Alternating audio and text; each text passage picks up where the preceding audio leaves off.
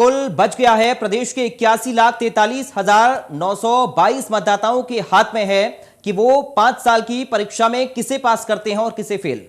उत्तराखंड राज्य गठन के बाद हो रहे 5वें विधानसभा चुनाव में एक बार फिर सियासी दल बीजेपी और कांग्रेस आमने सामने हैं। दिल्ली में सरकार बनाने के बाद आम आदमी पार्टी उत्तराखंड राज्य में भी सरकार बनाने का सपना देख रही है। ऐसे में प्रदेश के सभी सियासी दलों ने तैयारियां तेज कर दी हैं। उत्तराखंड में फिर से सत्ता पर काबिज होने के लिए बीजेपी ने अब की बार 60 के पार नारे के साथ चुनावी मैदान में उतरने वाली है। तो वहीं उत्तराखंड के पूर्व मुख्यमंत्री हरीश रावत ने नियुक्ति, ट्रांसफर और प्रमोशन पर सरकार पर सवाल खड़े किए हैं। चुनाव पर मंथन लगातार चल रहा है और देवभूमि में चुनावी बिगुल बच चुका है। सभी पार्टियां अपनी अपनी तैयारी में जुट गई हैं।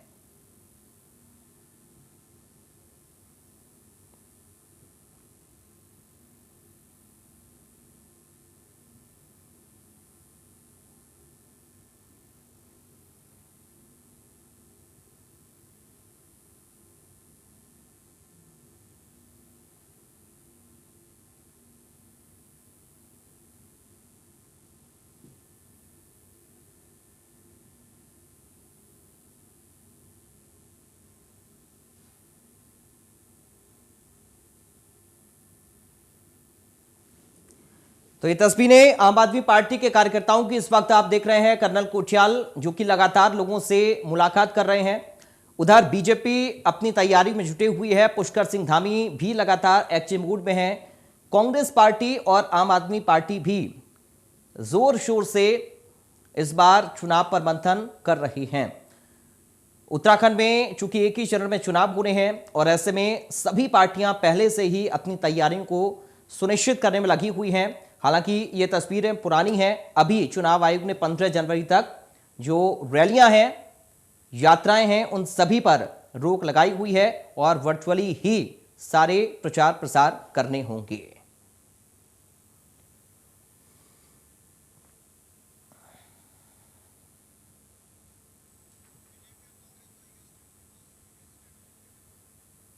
हमारे साथ दो खास मेहमान जुड़ गए हैं। विनय गोयल हैं प्रदेश प्रवक्ता भारतीय जनता पार्टी से, कांग्रेस पार्टी से वरिष्ठ नेता हैं हरीश ऐठानी।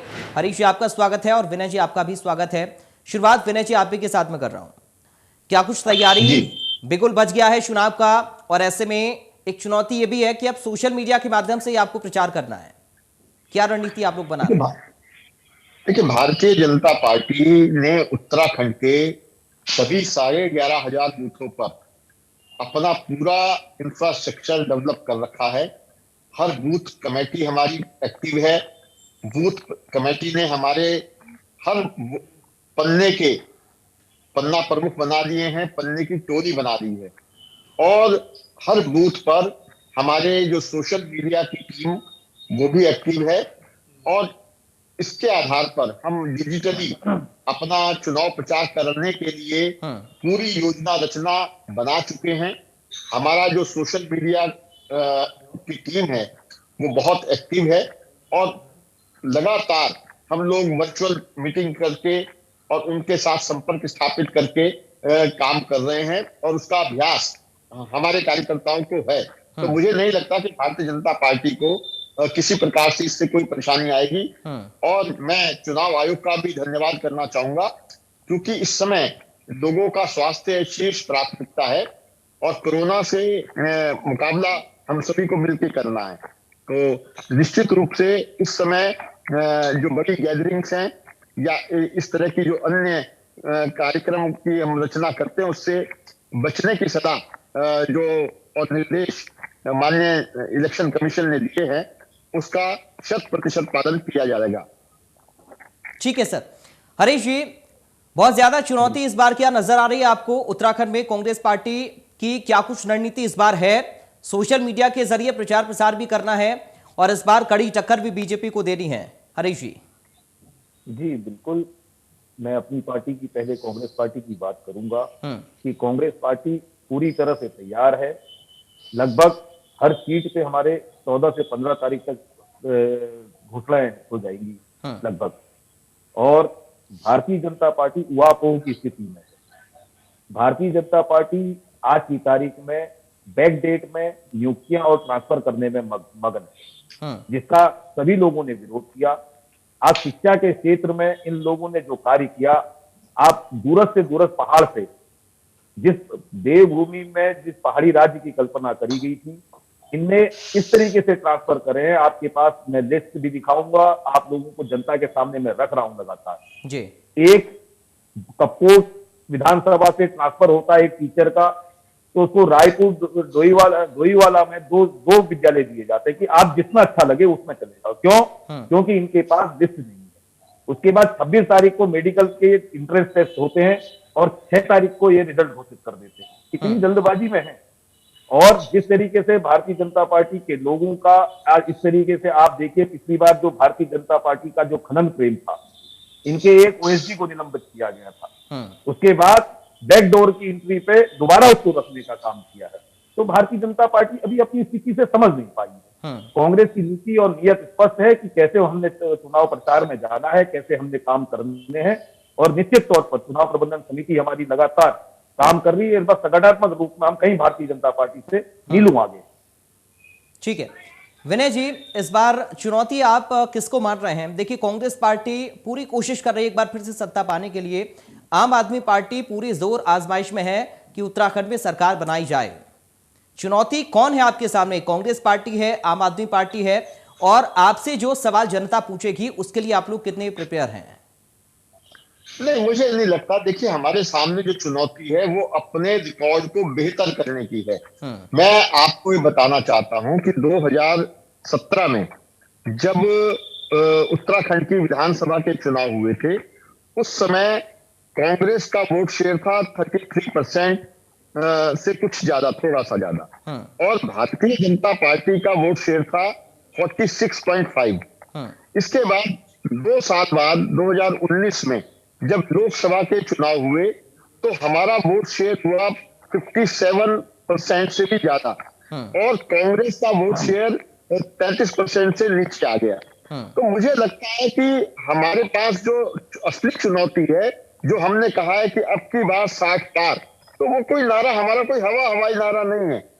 हमारा जो अब की बार 60 पार का नारा है, उसका आधार ये है कि जब 2019 में लोकसभा के चुनाव हुए थे, जहां की मैं आपको एक और बात इस संदर्भ में याद दिलाना चाहता हूं कि उस समय ये मिथक कांग्रेस पार्टी चलाती थी कि जिस पार्टी की प्रदेश में सरकार होती है उस पार्टी के सांसद नहीं जीतते, ऐसी लोगों को परंपरा लगती थी या ऐसा मिथक लगता था। लेकिन हमने उसे तोड़ा और भारतीय जनता पार्टी ने रिकॉर्ड मतों से 5 की 5 लोकसभा सीटें जीती, और हमारा जो वोट शेयर है उसके आधार पर हमने लगातार विजय प्राप्त की है। और उसके बाद भी जो भी उपचुनाव हुए, जो भी चाहे वो नगर निगमों के चुनाव हुए हों, चाहे वो सहकारिता के चुनाव हुए हों, चाहे दुग्ध संघों के चुनाव हुए हों, कोई भी चुनाव हुए, हर चुनाव में हमने रिकॉर्ड विजय प्राप्त की। तो मुझे नहीं लगता कि हमारी जो असली चुनौती है वो अपने ही रिकॉर्ड को बेहतर करने की है। बाकी कांग्रेस में और हमारे में जमीन आसमान का फर्क है। उनके अगर 10 विधायक हैं, हमारे 60 के लगभग विधायक हैं, 1-6 का अंतर हमारे बीच में है, और वोट शेयर में भी दुगने का लगभग अंतर है। तो मुझे लगता है कि हमारी जो असली चुनौती है अपने ही रिकॉर्ड को बेहतर करने की चुनौती हम मानता हूं। ठीक है हरीश जी, बहुत बड़ी चुनौती है कि आपके सामने बीजेपी इस बार है, और प्रत्याशियों के चयन को लेकर क्या आपके सामने चुनौती है? इस पर कांग्रेस पार्टी किस तरह से काम कर रही है? लगभग हमारे सारे पैनल, सारे पर्यवेक्षक हमारे जा चुके हैं, पूरी रिपोर्टें दिल्ली तलब हो गई हैं हमारे केंद्रीय नेतृत्व के सामने, और हमारे इनसे पहले हमारे चुनाव के जो कैंडिडेट्स हैं वो घोषित होने पर। भारतीय जनता पार्टी के साथ सबसे बड़ी दिक्कत क्या हो गई है, 2017 में इनको जो चीज मिली तो उसे संभाल नहीं पाए। रक्षा मंत्री जी को बयान देना पड़ रहा है, मुख्यमंत्री हम 10 बदले, इनके पूर्व के प्रदेश अध्यक्ष ने भी यही कहा था। तो कहीं ना कहीं चयन की प्रक्रिया, जो सोचने वाली टीम आपके साथ थी, वो 2017 के 57 विधायक मिलने के बाद इनने अपनी सोचने की क्षमता खत्म कर दी भारतीय जनता पार्टी ने। इसलिए इनको 3-3 मुख्यमंत्री इस राज्य में बदलने पड़े। पहले स्थिति इनके जो कांग्रेस से गए हुए लोग थे, जिनने लोकतंत्र के साथ भितराघात कुटाराघात किया था, आज इनकी पार्टी में 6 तो कांग्रेस के मंत्री हैं, कांग्रेस के बने हुए, जिनको ये दागी कहते थे, जिनको ये बागी कहते थे, जिनको भ्रष्टाचारी कहते थे। आज स्थिति इनकी ऐसी है, ये कांग्रेस से गए हुए लोगों से, उन जिन लोगों को कांग्रेस ने अब जो प्रयास कर रहे हैं दोबारा आने का, तो जिसका पुरजोर विरोध कांग्रेस पार्टी के अंदर हो रहा है और ना उनको लेने की बात हो रही है। तो जिनने लोकतंत्र की हत्या कर 2017-16 में किसी भी सरकार को अध्यक्ष करने कर भारतीय जनता पार्टी के बहकावे में आ गए थे, आज वो खुद कुंठित हैं और बार बार कांग्रेस का दरवाजा खटखटा रहे हैं कि कांग्रेस में हमको आना है, कांग्रेस में हमको ले लीजिए, क्षमा याची है, सार्वजनिक माफी भी मांग रहे हैं। तो भारतीय जनता पार्टी की करनी और कथनी में अंतर है। आज की तारीख में 57 विधायक देने के बाद भी ये राज्य में मात्र और मात्र करने का काम किया, 3 मुख्यमंत्री बदलने का काम किया, और चुनाव में जाने से पहले इनने जो बैकडोर से जो नियुक्तियां करी है, इसका कहीं ना कहीं इनको इसका खामियाजा भुगतना पड़ेगा। शिक्षा के क्षेत्र में इन लोगों ने जो पहाड़ से जो टीचर जितने भाबर और तराई में भेजने का काम किया, इसकी लिस्ट अभी सार्वजनिक करने वाले हैं। ठीक है, चले विनय गोयल जी इसका जवाब देना चाह रहे हैं। विनय जी बोलिए सर। देखिए, मुझे लगता है, मैं तो चुनौतीपूर्वक कहना चाहता हूं कि कांग्रेस के पास मुद्दों का अकाल है, और अगर ये इस बात को मुद्दा बनाकर चुनाव लड़ना चाहती है कि भारतीय जनता पार्टी ने 3 मुख्यमंत्री बदले, क्योंकि इन्होंने 2 मुख्यमंत्री बदले थे, अगर ये इस बात पर चुनाव लड़ना चाहते हैं कि साहब कांग्रेस ने 2 मुख्यमंत्री बदले और भारतीय जनता पार्टी में 3 मुख्यमंत्री बदले, तो मुझे लगता है इस मुद्दे पर जनता के सामने आ जाए चुनाव लड़ने, पता चल जाएगा इन्हें। भारतीय जनता पार्टी ने जिस प्रकार से जनता की सेवा की है, हमने कहा था उत्तराखंड जब चुनाव चल रहा था, मुझे अच्छी तरह से याद है, हमने कहा था कि अटल जी ने बनाया, मोदी जी संभालेंगे। हमने उत्तराखंड को संभालने का काम किया है। उत्तराखंड के इतिहास में 1 लाख करोड़ रुपए की योजनाएं इस समय गतिमान हैं, कुछ के लोकार्पण हो चुके हैं, कुछ में काम तेजी से चल रहा है, कुछ के अभी शिलान्यास हुए हैं। मुझे लगता है कि मुझे वो दिन याद है कि जब पूरे उत्तराखंड का बजट उत्तराखंड राज्य के निर्माण से पहले मात्र 350 करोड़ रुपया हुआ करता था। आज 1 लाख करोड़ से अधिक की योजनाएं हमारी इस धरातल पर चल रही हैं। तो मुझे लगता है ये डबल इंजन की ताकत को समझने की आवश्यकता है, और डबल इंजन की सरकार ने जो तीव्र गति से विकास किया है, वो मुझे लगता है कि कांग्रेस के मित्रों को हजम नहीं हो रहा है। कांग्रेस के लोग जिस प्रकार से उत्तराखंड को पिछड़ा हुआ देखना चाहते हैं, पिछड़ा रखना चाहते हैं, वो जहां इनके विधानसभा क्षेत्र हैं, समझ सकते हैं कि सब कुछ करने के बाद भी आज उनके क्षेत्रों की क्या स्थिति है। जहां के बड़े बड़े नेता इनके हैं, जरा नजर घुमा के देखेंगे तो समझ में आ जाएगा। मैं भारतीय जनता पार्टी ने जो डबल इंजन की सरकार की बात कही थी, हम उसके ऊपर खड़े उतरे हैं, और हमने उत्तराखंड के तीव्र विकास का जो संकल्प लिया था, वो हमने धरातल पर उतार कर दिखाया है। ठीक है हरीश जी, लेकिन आप भी सत्ता में रहे हैं और विनय जी भी सत्ता में रहे हैं, एक बार सबको मौका दिया, दोनों पार्टियों को खूब मौका उत्तराखंड की जनता ने दिया, लेकिन आज भी क्यों ये आरोप दोनों ही पार्टियों पर लगते हैं कि पहाड़ का पानी और पहाड़ की जवानी, पहाड़ के काम नहीं आ पाया है? अभी भी कुछ ऐसे डेवलपमेंट हैं जो कि उत्तराखंड में पहाड़ पर करने की जरूरत है। निश्चित तौर पर केदारनाथ जी की आपदा के बाद जिस तरीके से रवैया, गलत रवैये के कारण बहुगुणा जी को बदलने का काम कांग्रेस की सरकार ने किया, उसके बाद हरीश रावत जी की सरकार ने पर कैपिटा इनकम 1,73,000 रुपए के लगभग पहुंचाने का काम किया जी। आज इनसे पूछिए पर कैपिटा इनकम आप बताएं कि कितनी आपके यहाँ पर को है। आपने और सिर्फ कोरोना काल में लोगों को, हमारे पहाड़ के लोगों को मरने के लिए आप लोगों की न कोई व्यवस्था करी, और सिर्फ व्यवस्था करी तो यहाँ पे 60 बसें यहाँ से जो कोरोना काल के दौरान फंसे हुए गुजरात के लोग थे, उनको गृह मंत्री और प्रधानमंत्री जी के कहने पर गुजरात भेजने का काम किया। जब वापसी में जब हमारे लोगों को पता चला उत्तराखंड परिवहन निगम की बसें गुजरात और चंडीगढ़ बॉर्डर और दिल्ली बॉर्डर पे आई हुई है, वापसी कर रही है, तो इनने उन हमारे युवाओं को, बेरोजगार युवाओं को नहीं लाने का काम उत्तराखंड की भारतीय जनता पार्टी की सरकार ने किया था। कांग्रेस के पास आज भी पूरा रोड मैप है, और पूरी हरीश रावत जी के कार्यकाल में जो योजनाएं चली, उन योजनाओं को धरातल पर ये आज तक भी ये धरातल में लेने का काम नहीं कर पाए। आज देखिए सरकारी संगठन विभागों में बजट का रोना है। बजट के साथ साथ आप देखिए कि लोगों की सैलरियां नहीं निकल पा रही। आज पुलिस के जवान, उनके परिवार के लोग इसी भाजपा की सरकार के खिलाफ कहते हैं कि हम इनके खिलाफ हो। आज बेरोजगार 150 दिन से बेरोजगार फार्मासिस्ट धरने में बैठा हुआ था। इस अहंकारी सरकार, इस अहंकारी पार्टी ने उन लोगों की सुध लेने का काम नहीं किया, तो 21,000 बेरोजगार फार्मासिस्टों ने कांग्रेस पार्टी की सदस्यता लेने का काम किया। बेरोजगारों के लिए जो काम कांग्रेस की सरकार ने चलाए थे उसको बंद करने का काम, पहला काम अगर किया है तो भारतीय जनता पार्टी की सरकार ने किया। ठीक है विनय जी। जी देखिए, मुझे लगता है कि हरीश जी जो है वो हरीश रावत जी के बहुत निकट हैं, और अगर मैं एक सवाल करूंगा तो शायद इनकी बोलती बंद हो जाएगी। मैं इनसे पूछना चाहता हूँ, आप करिए सवाल, आपके हर सवाल का जवाब देने के लिए मैं यहाँ पर बैठा हूँ। बिल्कुल, मैं प्रतीक्षा करूंगा। जी हरीश जी, मैं प्रतीक्षा कर रहा हूँ कि आप जरूर इस सवाल का जवाब देंगे। मैं पूछना चाहता हूँ कि हरीश रावत जी जब केंद्र में जल संसाधन मंत्री थे, उनके कार्यकाल तक कोई एक काम जो उन्होंने उत्तराखंड के लिए किया हो तो बता दीजिए। जब वो उत्तराखंड के मुख्यमंत्री थे, उत्तराखंड की भलाई के लिए कोई एक बड़ा काम किया हो तो वो बता दीजिए। जब वो हरिद्वार के सांसद थे तो हरिद्वार के लिए कोई एक बड़ा काम करा हो तो वो बता दीजिए। इस सवालों का अगर आपके पास जवाब हो तो बता दीजिए, तो समझ में आ जाएगा कितने बड़े नेता कितना बड़ा काम करते हैं उत्तराखंड के लिए। आज उत्तराखंड में हरीश रावत के आगे कोई भी नाम आपके पास नजदीक में भी आपके पास, और जो काम की बात आप कर रहे हैं, मैं काम की बात कर रहा हूं आपसे, काम की बात ही मैं आपको बता रहा हूं। केदारनाथ आपदा में जो सबसे बड़ा काम, जो आप लोग कहते थे कि 30 साल तक कांग्रेस की सरकार, ये केदारनाथ जी में कोई नहीं आएगा, आपके तत्कालीन मुख्यमंत्री उस समय गुजरात के थे, उनके द्वारा 2013 में कहा गया था कि यहाँ पर को 30 साल तक कुछ नहीं होगा। लेकिन हरीश रावत जी का जज्बा था जो एक साल के अंदर कर देगा।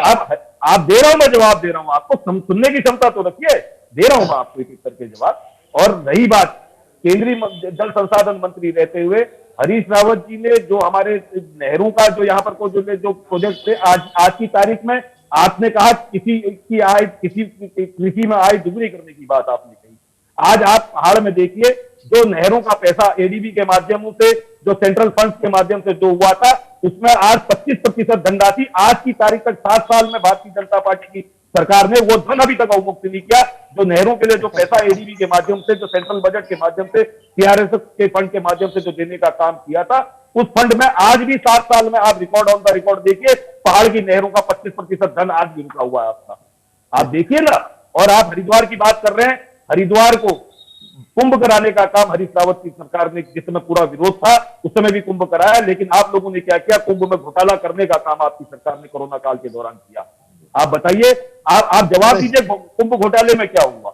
आज मैं 25% धन 7 साल में भी आप करने का काम। विनय जी आ रहा हूं, थोड़ा सा रुकिए सर, विनय जी आ रहा हूं, हरीश जी कंप्लीट करिए आप। मैं कह रहा हूं जो 25% धन जो नहरों के लिए पहाड़ के आवंटन किया गया था, उसमें 7 साल तक भी आप लोगों ने उसमें धन अवमुक्त करने का काम नहीं किया।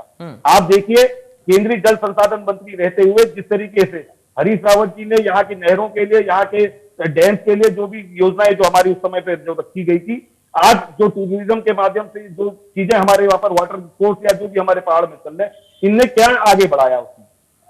ठीक है, उस चीज को मैं पूछना चाह रहा हूं। ठीक है विनय जी, आप जवाब नहरों के लिए पहाड़ की, ठीक है, कृषि की आय दुगनी करने की बात कर रहे हैं और 25% धन 7 साल में भी रिलीज नहीं हो पाया इनके वहां। ठीक है विनय जी, जवाब आप दीजिए हरीश जी की बात का भी, लेकिन सवाल फिर आपसे भी बनेगा कि आपने क्यों बार बार मुख्यमंत्रियों को बदला प्रदेश के अंदर, और विकास की योजनाओं को जब आपसे सवाल किया जाएगा, विकास को लेकर जब सवाल किया जाएगा, तो क्या जवाब पुष्कर सिंह धामी देंगे?